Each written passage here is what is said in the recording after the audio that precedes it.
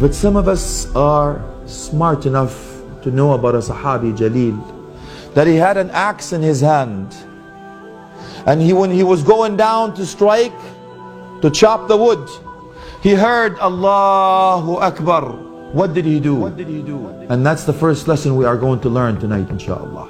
You cannot walk out of this place the same way that you came here, akhi and ukhti. You have to change. Ilm and amal, that's what we preach in Mercy Mission. Knowledge and action. You learn something, you act upon it. It becomes hujja laka la alayk. Becomes a plea for you, not against you.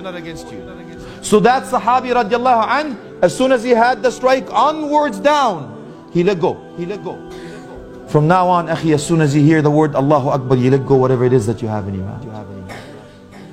Because if you don't, فَإِنَّكَ تَقُولْ بِلِسَانِ الْحَالِ اللَّهُ لَيْسَ أَكْبَرُ. Because if you don't, you're actually saying with your actions and deeds and your behavior, Allah is not greater. That movie is greater. That match is greater. Could you imagine? Subhanallah. So he said, the Sahabi said, لا بورك في طرقة نودي عليها الصلاة. That strike is not blessed. When you hear Allahu Akbar, you're doing something else. What is greater than Allah? Who is more important than Allah? إن أردت أن تعرف مقامك فانظر فيما أقامك. If you want to know where you stand with Allah, where does Allah stand with you, akhi? Does He come first, or does He come mañana? Or when I have time? I'm busy. From now on, you hear Allahu Akbar, nothing is greater than Allah. So he says how you attain khushu' is when you say Allahu Akbar, you mean it. And if you listen to the adhan, it will give you the answer. The only thing that is repeated 4 times is Allahu Akbar. It's telling you Allahu Akbar. Allahu Akbar than whom? Than your boss, than your job, than your business, than your wealth, than your health, than your spouse, your children, than anything else. Allahu Akbar. Repeat it 4 times. And if you don't hear it, listen to what's coming after that. Ashhadu an la ilaha illallah. Really?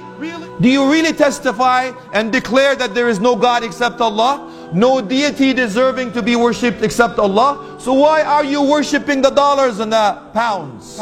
Why are you worshipping your boss instead of worshipping Allah? Who has the keys for heaven and hell? Who means more to you? Who will you need more? Who will come in your aid? Who's in control of your destiny? You want to run away so fast, but you've forgotten that you want to run away so fast from the prayer so you can get the job or get the rizq or get whatever it is that you have to get. And you've forgotten that the one that you're leaving is the one that has control of getting you the job or getting you the rizq. So how could you leave somebody that is actually the one that is in charge of your own worldly affairs? So be smart, akhi and ukhti. So from now on, when you say Allahu Akbar, mean it. You leave this worldly affairs like you left your shoes outside. That's where it belongs. Beneath that sole. You left your shoes outside. That's where the life and your worldly affairs belongs, outside this masjid. Beneath your shoes, that's where it belongs. Dunya, meaning the lower level. And if you don't hear Allahu Akbar or Ashhadu an la ilaha illallah, you will say Ashhadu anna Muhammadan Rasulullah. Is this the ummah of Rasulullah? Could it be possible that you actually declare that Muhammad is my messenger? And you're actually staying away from his sunnah? How could that be possible? If you haven't even heard, he tells you straight, bluntly, Hayya ala salah, come to prayer. If nothing is working, if you cannot read between the lines, Allah subhanahu wa ta'ala is telling you, there's a caller calling you, come, Hayya ala salah. If that doesn't work for you, you want another success, is Hayya ala al-falah. Come to the true success in this life and the hereafter. He reminds you again before it's finished, Allahu Akbar.